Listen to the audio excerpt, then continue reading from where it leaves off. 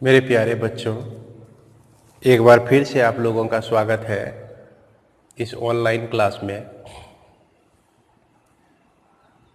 जैसा कि आप लोग जान रहे हैं, इस चैनल के माध्यम से क्लास 9 और क्लास 10 का ऑनलाइन पढ़ाई चल रहा है। तो आज हम उसी कड़ी को आगे बढ़ाते हुए हम लोग पढ़ने जा रहे हैं क्लास 10 का 10वां चैप्टर वृत्त। तो प्यारे बच्चों, आज हम लोग वृत्त के बारे में जानेंगे। तो सबसे पहले वृत्त का डेफिनेशन क्या होता है, परिभाषा क्या होता है, इस पर हम लोग नज़र डालते हैं। तो वृत्त के बारे में यह कहा गया कि एक वृत्त तल के उस बिंदुओं का समूह होता है जो एक नियत बिंदु से अचर दूरी पर होता है। तो इसमें कहा कि बिंदुओं का समूह होता है किसी तल पे।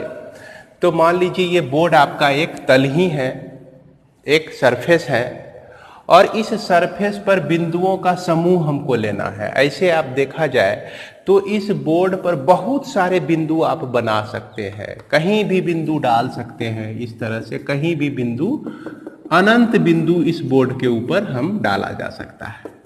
लेकिन इस बिंदुओं में से किस बिंदु को लेना है, इस पर हम लोग विचार करेंगे कि बिंदुओं का समूह होता है जो एक नियत बिंदु से अचर दूरी पर होता है। तो इसमें से एक जो है हमको किस तरह का बिंदु ले लेना है, नियत बिंदु, जिसको हम लोग क्या कहते हैं, नियत बिंदु। एक बिंदु को हम लोग फिक्स कर लिए। उसके बाद इससे समान दूरी पर एक बिंदु लेते हैं, फिर इससे समान दूरी पर दूसरा बिंदु लेते हैं। इस तरह से हम ऐसे सब बिंदुओं को लेते हैं जो कि यह नियत बिंदु से समान दूरी पर हो। क्या हो, किसी बिंदु की दूरी आप माप के देख सकते हैं। यह बिंदु जो है नियत बिंदु से, ये बिंदुएं नियत बिंदु से हमेशा समान दूरी पर होगी। तो इस स्थिति में जो आपका फिगर बन के सामने आता है तो वह आपका होता है वृत्त। इसमें जो नियत बिंदु है, इसको हम लोग कहते हैं केंद्र कहते हैं, वृत्त का केंद्र कहते हैं। और यह जो नियत दूरी है, जिसमें आपको दिया गया नियत दूरी, तो यह जो है आपका हो जाता है त्रिज्या हो जाता है, जिसको हम लोग इंग्लिश में रेडियस भी कहते हैं।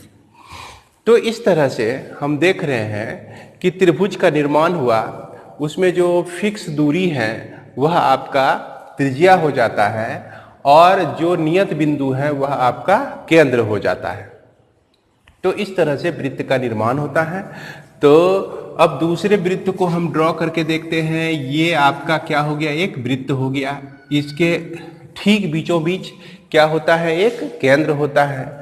और यहाँ केंद्र सर, इसके परिधि, इस बाउंड्री को हम लोग क्या कहते हैं, परिधि कहते हैं।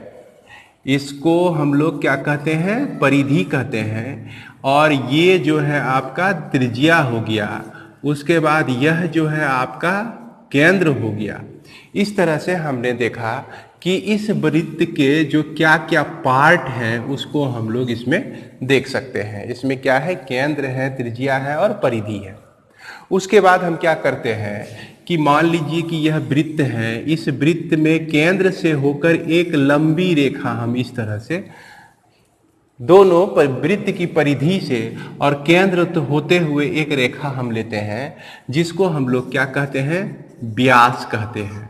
तो मेरे प्यारे बच्चों, इतना सा ज्ञान आप लोग को पहले से भी होगा, लेकिन आज जो है हम लोग इसमें अपनी ज्ञान को कुछ और भी बढ़ाने जा रहे हैं। क्लास 10 में कुछ और भी ज्ञान को बढ़ाने जा रहे हैं।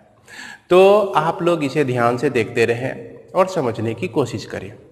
तो चलिए इसको आगे बढ़ाते हैं हम।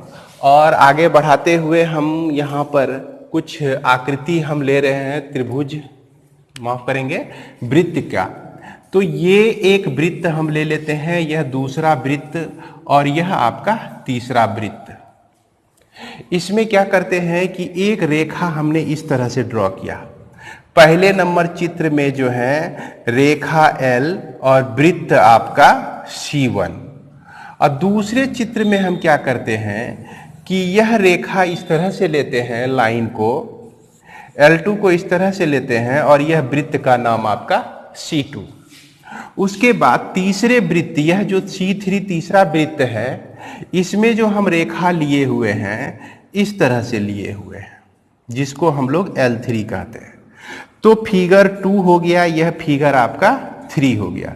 अब इस तीनों को हम एनालिसिस करेंगे।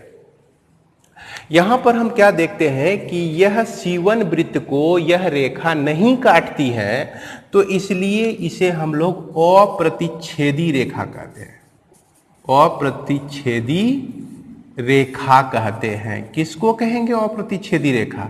इस रेखा को कहेंगे अप्रतिच्छेदी रेखा कहेंगे, नॉन इंटरसेक्टिंग लाइन कहेंगे। इसके बाद ये जो रेखा है, यह रेखा जो है इस वृत्त को प्रतिच्छेद कर रही है, तो इसका नाम क्या हो गया? प्रतिच्छेदी रेखा हो गया। यह इसका नाम क्या हो गया? प्रतिच्छेदी रेखा हो गया। और यह रेखा जो है आप जैसा कि देख रहे हैं, इस वृत्त को क्या कर रही है? सिर्फ स्पर्श कर रही है। तो इसलिए यह जो रेखा हो जाएगी, यह कैसी रेखा कहलाएगी? स्पर्श रेखा कहलाएगी। तो मेरे प्यारे बच्चों, आप लोगों को यह डाउट अब खत्म हो गया होगा कि किसी भी वृत्त से के आसपास एक लाइन हम कितने तरह से खींच सकते हैं। सिर्फ और सिर्फ 3 ही तरह से हम ड्रॉ कर सकते हैं। जैसा कि आप देख रहे हैं कि पहली स्थिति में हमारा कैसी रेखा है? अप्रतिच्छेदी रेखा है। इस वृत्त को यह कहीं भी नहीं काट रही है, इसके बाहर में है। दूसरी स्थिति में हम क्या देख रहे हैं? प्रतिच्छेदी रेखा है, जो कि किसी दो बिंदु पर, प्रतिच्छेदी रेखा जो है 2 बिंदु पर काटती है। उसके बाद जो है यह स्पर्श रेखा हो जाती है, जो कि इस वृत्त को सिर्फ टच करती है। तो यह प्रतिच्छेदी रेखा जो आप देख रहे हैं, इसका एक दूसरा नाम होता है, जिसको हम लोग छेदक रेखा कहते हैं। किसको क्या कहते हैं? छेदक रेखा कहते हैं। तो इसको यही आप याद रखें, क्या होता है? एक छेदक रेखा। छेदक रेखा को इंग्लिश में सिकेंट कहते हैं, SECANT, सिकेंट कहते हैं। और यह जो स्पर्श रेखा है आपका, इसको इंग्लिश में हम लोग क्या कहते हैं? टेंजेंट कहते हैं। क्या कहते हैं? टेंजेंट कहते हैं। तो मेरे प्यारे बच्चों, इसको भी याद रखें आप लोग। इसकी जानकारी आपको आगे इस चैप्टर में बहुत सहयोग करने वाला है। तो आइए हम लोग अब देखते हैं कि स्पर्श रेखा क्या होती है, वृत्त की स्पर्श रेखा। तो वृत्त की स्पर्श रेखा के बारे में हम कह सकते हैं कि किसी वृत्त की स्पर्श रेखा वह रेखा है जो वृत्त को केवल एक बिंदु पर प्रतिच्छेद करती है। तो ये आपका एक वृत्त हो गया, और इस वृत्त के किसी एक बिंदु पर अगर कोई रेखा इसको प्रतिच्छेद करती है, तो यह जो है आपका स्पर्श रेखा हो गया। अब इसमें एक चीज और समझिए कि यह जो आप वृत्त लिए, एक वृत्त लेते हैं और इस तरह से हम लोग खींचते हैं लाइन, जो कि प्रतिच्छेद करती है कितने बिंदुओं पर? 2 बिंदु पर प्रतिच्छेद करती है। तो यह रेखा जो है छेदक रेखा कहलाती है। इसमें देखिए कि यह 2 बिंदु A और B पर काटती है। अगर हम A से B तक की लंबाई के बारे में कंसीडर करें, तो इसको हम लोग कहते हैं जीवा कहते हैं, जिसको इंग्लिश में हम लोग कॉर्ड भी कह सकते हैं। तो यह जीवा होता है आपका छेदक रेखा। यानी कि जीवा के बारे में हम क्या कह सकते हैं कि जीवा जो होता है वह 2 बिंदुओं को मिलाने वाली रेखा होती है। यानी कि इसको हम अब इस तरह से समझें कि वृत्त के परिधि के किसी 2 बिंदुओं को मिलाने वाली रेखा को हम लोग क्या कहते हैं? जीवा कहते हैं। तो इसे याद रखें आप लोग। क्या कह सकते हैं वृत्त की जीवा? वृत्त के परिधि के किसी दो बिंदुओं को मिलाने वाली रेखा को जीवा कहते हैं।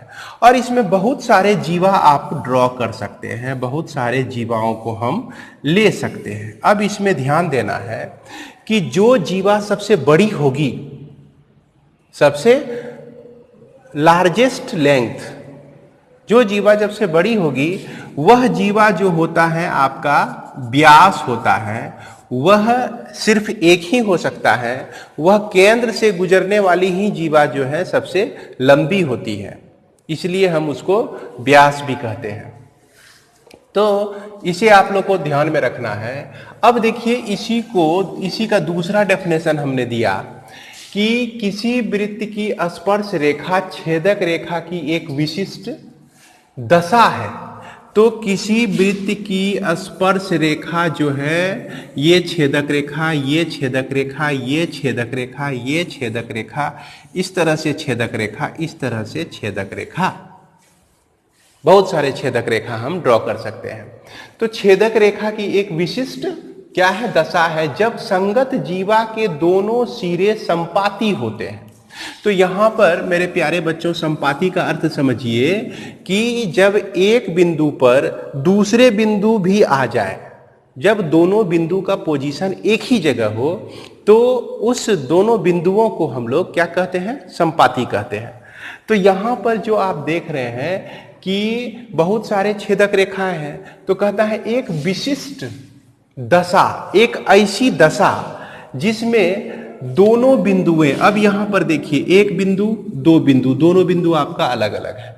ज्यों-ज्यों हम छेदक रेखा को इधर लाते जा रहे हैं, इसकी नजदीकियां क्या हो रही हैं, बढ़ती जा रही हैं। आप ये देख सकते हैं, ए बी के बीच की दूरी कम है, उसके बाद ए डैश बी डैश की दूरी और भी कम हो जाती है। इस तरह से बिंदुएं जो है एक दूसरे के नजदीक आती है, और एक ऐसी स्थिति होती है कि दोनों बिंदु आकर एक ही पॉइंट पर कोइंसाइड कर जाए, संपाती हो जाए।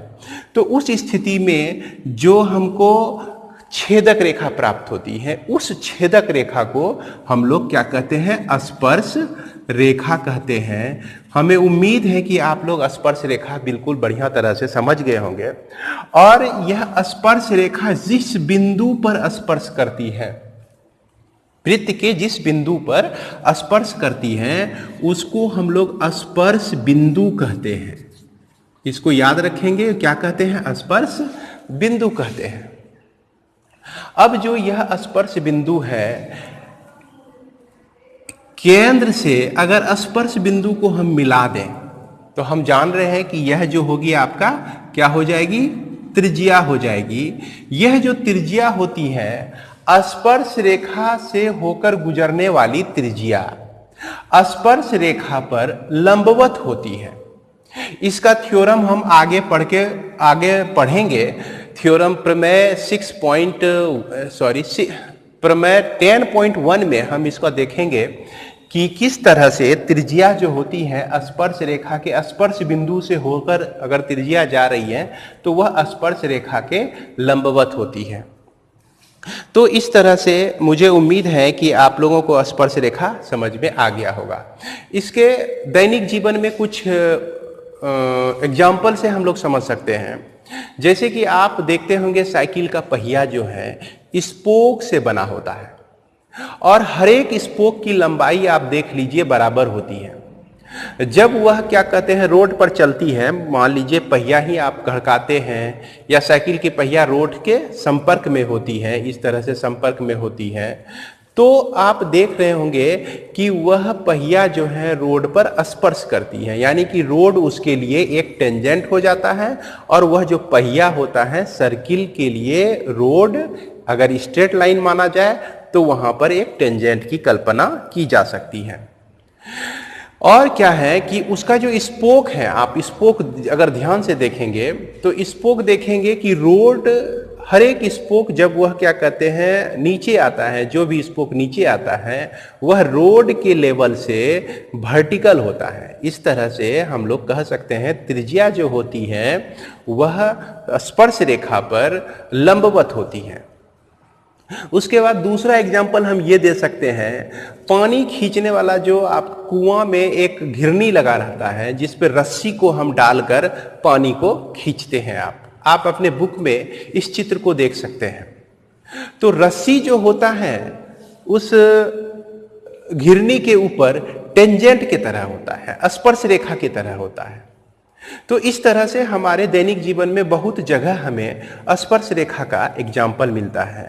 तो आज हम स्पर्श रेखा के बारे में और स्पर्श रेखा से जुड़े बहुत सारे प्रॉपर्टी को पढ़ने जा रहे हैं, और इसे लिखने के बाद एक बार फिर से आप लोग यह समझ लें कि आपको यह जीवा समझ में आया कि नहीं, जीवा कब बनता है, और जो लार्जेस्ट जीवा होती है, सबसे बड़ी जीवा होती है, वह आपका टेंजेंट होता है।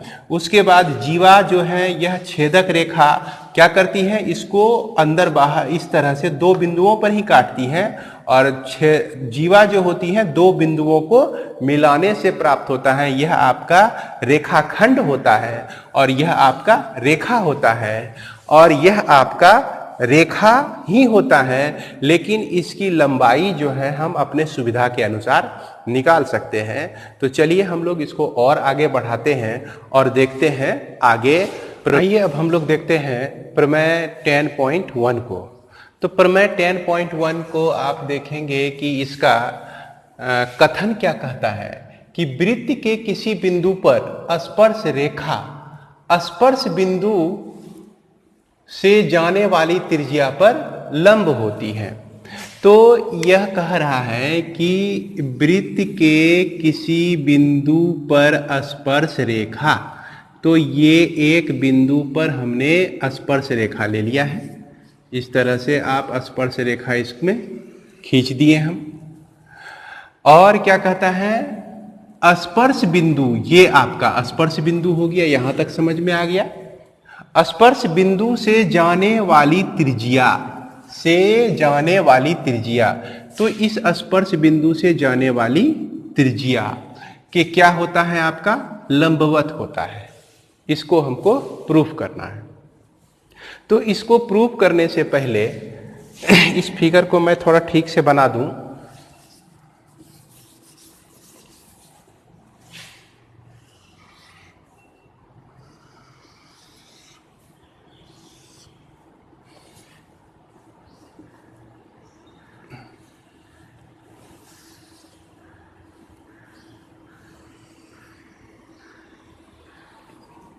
यह आपको प्रूव करना है कि लंबवत है। तो इसमें मान लेते हैं कि O केंद्र वाले एक वृत्त है जिसमें AB जो है एक स्पर्श रेखा है, और यह P बिंदु जो है आपका स्पर्श बिंदु है यहाँ पर। तो जिसको हमने लिखा हुआ है बोर्ड पर, माना कि O केंद्र वाला एक वृत्त है और एक बिंदु P से स्पर्श रेखा AB है, तो हमें सिद्ध करना है कि यह OP जो है AB पर परपेंडिकुलर है, यानी कि लंब बनाती है। तो इसको प्रूव करने से पहले एक बात को हम पहले समझेंगे कि अगर कोई रेखा है आपका और इसके किसी बाहरी बिंदु पर कोई बिंदु दिया गया है, तो इस बिंदु से हम इस रेखा को मिलाते हैं, इस तरह से मिलाते हैं। तो इसमें अगर आप यह सोचिए कि यह तीनों रेखा में कौन सी सबसे छोटी रेखा है, तो जो सबसे स्मॉलेस्ट साइज की रेखा होगी, स्वाभाविक है आपका रेखा जो है यह L1 रेखा जो है, यह लाइन सेगमेंट जो है, रेखाखंड जो सबके से स्मॉलेस्ट दूरी पर है। अगर कहा जाए कि यहाँ से A, B और C तीनों में से सबसे शॉर्टेस्ट डिस्टेंस कौन सा है P तक पहुँचने का, तो निश्चित रूप से हम कहेंगे कि C और P के बीच की दूरी जो है सबसे कम है। तो यह सबसे कम दूरी जो होती है हमेशा लाइन पर क्या होता है, लंबवत होता है, जिसको हमने पहले पढ़ा है और ये पहले से जानकारी होनी चाहिए। तो इस चीज का हम इस्तेमाल यहाँ पे करेंगे, इस कॉन्सेप्ट का यूज हम यहाँ पे करेंगे, और इसी के आधार पर हम प्रूव करेंगे कि यह जो रेखा होती है यह लंबवत होती है। इसको लंबवत प्रूव करने के लिए हमको यह प्रूव करना पड़ेगा कि OP जो है सबसे न्यूनतम दूरी है, जब यहां तक हम प्रूव कर लेंगे कि यह OP आपका सबसे न्यूनतम दूरी है, सबसे छोटी दूरी है, तो हम ऑटोमेटिक यहां पे कह सकते हैं कि यह जो होगा लंबवत होगा। तो इसके लिए हम क्या करते हैं कि इस AB पर कोई बिंदु हम Q लेते हैं। Q लेने के बाद O से Q को हम लोग मिला देते हैं। O से Q को अगर मिला दिया जाए तो निश्चित रूप से देखिए कि O जो है OQ इस वृत्त को किसी बिंदु R पर काटती है, और हम जान रहे हैं कि वृत्त की त्रिज्याएं जो होती हैं वो हमेशा एक दूसरे से बराबर होती हैं। तो यह OP और OR तो बराबर हो गया। अगर हम OQ और OP की तुलना करें तो हम यहां कह सकते हैं कि OP आपका छोटा है और OQ बड़ा है। तो चलिए इस चीज को हम लोग लिखते हैं कि स्पर्श रेखा AB पर कोई बिंदु Q लेते हैं और क्या करते हैं, OQ को मिलाया गया।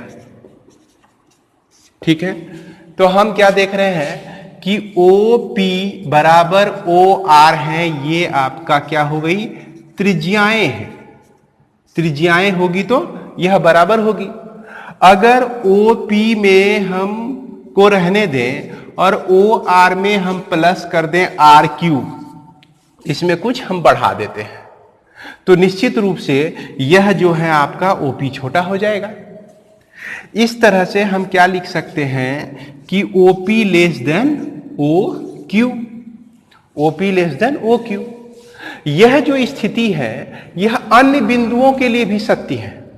कहने का मतलब कि अगर हम बिंदु Q, R, S या हम T ले लें इस तरह से, तो OS जो है OS ग्रेटर देन OP हो जाएगा।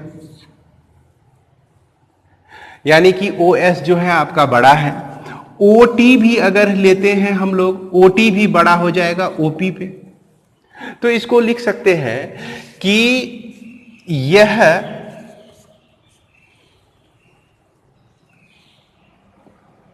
स्थिति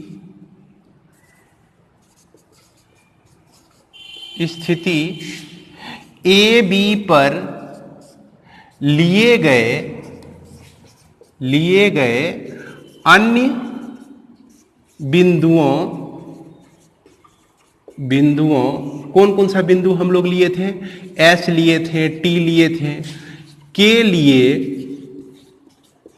लिए सत्य है।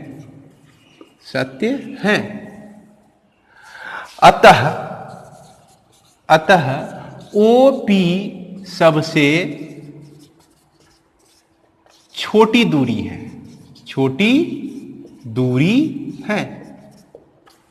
जब यह OP सबसे छोटी दूरी है तो इस तरह से हम क्या कह सकते हैं कि निश्चित रूप से OP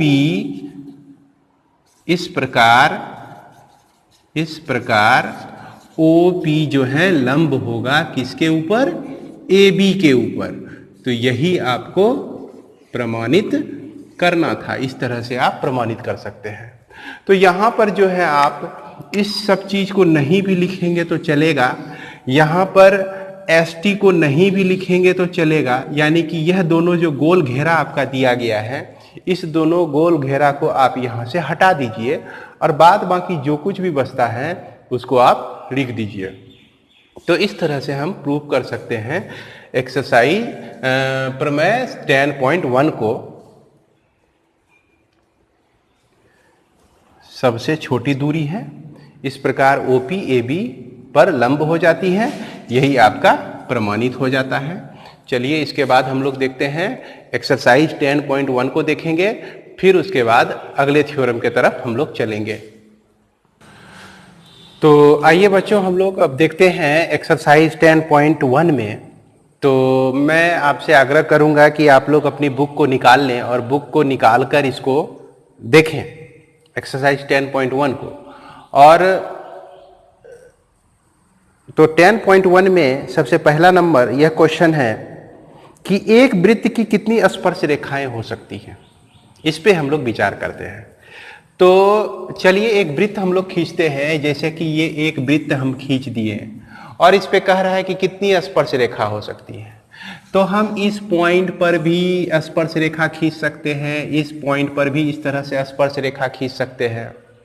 अब यदि आपसे ये क्वेश्चन किया जाए कि ये जो वृत्त बना हुआ है इस पर कितने बिंदु हैं, टोटल कितने बिंदु हैं, तो यह कितने बिंदुओं से मिलकर बना हुआ है, तो इसका आंसर होगा कि अपरिमित रूप से अनेक बिंदुओं से मिलकर यह वृत्त बना हुआ है आपका।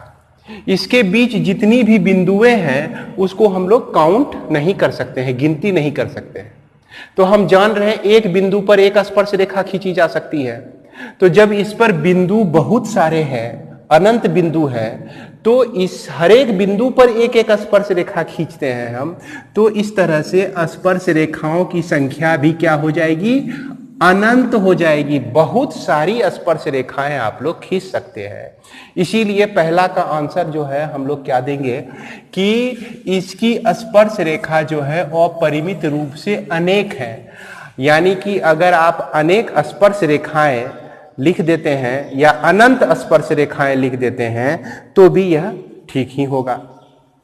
इसके बाद दूसरा नंबर क्वेश्चन जो है आपका कह रहा है रिक्त स्थानों को भरना है हमको।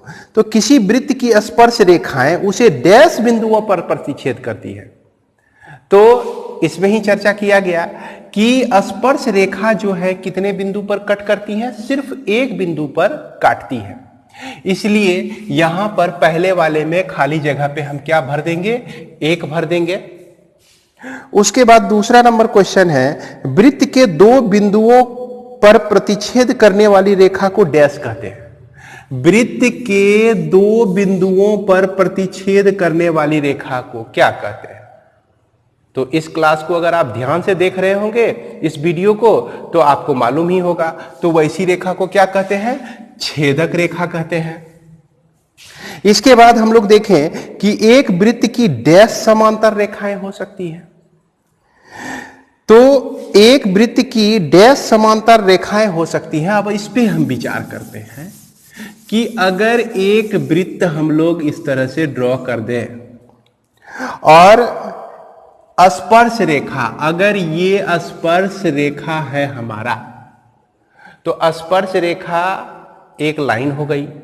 अब इस लाइन के समानांतर, समानांतर की परिभाषा तो आप लोग समझ रहे होंगे कि जब दो लाइन जो होते हैं एक दूसरे को कभी प्रतिच्छेद नहीं करती है, या दोनों रेखाएं इस प्रकार हो कि दोनों की लंबवत दूरी हमेशा हर एक पॉइंट पर समान हो, तो वैसी रेखा को हम लोग समांतर रेखा कहते हैं। तो इस तरह से इस रेखा के लिए हम सिर्फ और सिर्फ एक ही रेखा खींच सकते हैं जो कि यह जो है दूरी बराबर दूरी पे हो, सब जगह बराबर दूरी पे हो। और एक चीज ध्यान देना है कि अगर हम यहाँ पर थोड़ा सा भी, हालांकि चित्र में आपको समांतर रेखा ठीक तरह से नहीं दिख रही होगी, लेकिन समांतर रेखा जो है हम लोग ड्रॉ कर सकते हैं। कितने समांतर रेखा ड्रॉ कर सकते हैं, सिर्फ दो ही समांतर रेखा हम लोग खींच सकते हैं। इस पर, इसको ध्यान में आप लोग रखेंगे।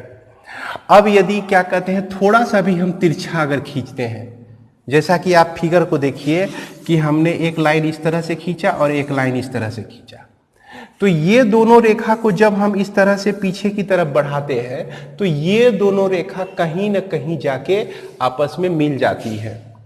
तो ये समांतर रेखा नहीं होगी। आप इसको ज्योमेट्री बॉक्स की सहायता से अगर ड्रॉ करेंगे तो यह फिगर आपका बहुत ही स्पष्ट आएगा। तो दो ही समांतर रेखा खींच सकते हैं, इस बात का आप ध्यान रखेंगे। इसके बाद वृत्त तथा उसकी स्पर्श रेखा के उभयनिष्ठ बिंदुओं को क्या कहते हैं। वृत्त और एक वृत्त आपका हो गया और उसके बाद स्पर्श रेखा के उभयनिष्ठ बिंदु को क्या कहते हैं। तो इस बिंदु के बारे में देखिए, इसी वीडियो में आप शुरू में देखे होंगे। इसको हम लोग क्या कहते हैं? स्पर्श बिंदु कहते हैं। क्या कहते हैं? स्पर्श बिंदु कहते हैं। तो इस तरह से इसका आंसर क्या हो गया? स्पर्श बिंदु हो गया। इसके बाद हम लोग चलते हैं क्वेश्चन नंबर 4 में। क्वेश्चन नंबर 3 में 5 सेंटीमीटर त्रिज्या वाले एक वृत्त के बिंदु P पर स्पर्श रेखा PQ। चलिए इसका फिगर हम लोग बनाते हैं। तो एक वृत्त आपका दिया गया है, इसमें त्रिज्या जो है 5 सेंटीमीटर दिया गया है।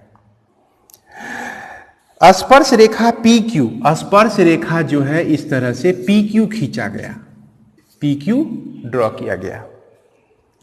केंद्र O से जाने वाली एक रेखा से बिंदु Q इस प्रकार मिलती है। केंद्र O से जाने वाली रेखा बिंदु Q से इस प्रकार मिलती है कि यह जो दूरी होती है 12 सेंटीमीटर होती है। कितना सेंटीमीटर होती है? 12 सेंटीमीटर होती है। तो आपको बताना है कि PQ की लंबाई क्या हो जाएगी। यह जो PQ है इसकी लंबाई क्या हो जाएगी। तो इसकी लंबाई को निकालने के लिए हम अभी जान रहे हैं कि स्पर्श रेखा त्रिज्या जो होती है स्पर्श रेखा पर लंबवत होती है, यानी कि 90 डिग्री का कोण बनाती है। अब यदि ये इस त्रिभुज को देखा जाए और इस त्रिभुज में एक कोण जो है 90 डिग्री का है, तो निश्चित रूप से यह जो आपका त्रिभुज होगा, कैसा त्रिभुज होगा जाएगा? समकोण त्रिभुज हो जाएगा। और समकोण त्रिभुज में आप पाइथागोरस थ्योरम को लगा सकते हैं, क्योंकि हम जान रहे हैं कि कर्ण बराबर लंब स्क्वायर जोड़ आधार स्क्वायर। तो यहां पर हम क्या कहते हैं? इसको अगर लंब मान लें तो PQ को हम क्या लिख सकते हैं? 12 का स्क्वायर घटा 5 का स्क्वायर। इसको अब सॉल्व करते हैं। बरबारे 44 से 144 घटा 25, तो यह आपका बच जाएगा 119 बच जाएगा, रूट अंडर 119 बच जाएगा। तो अब आप देख सकते हैं कि 119 जो है किस ऑप्शन में है आपका। तो यह ऑप्शन नंबर है आपका डी है। इस तरह से डी हमारा सही हो जाएगा। इसके बाद आपको क्या कहता है?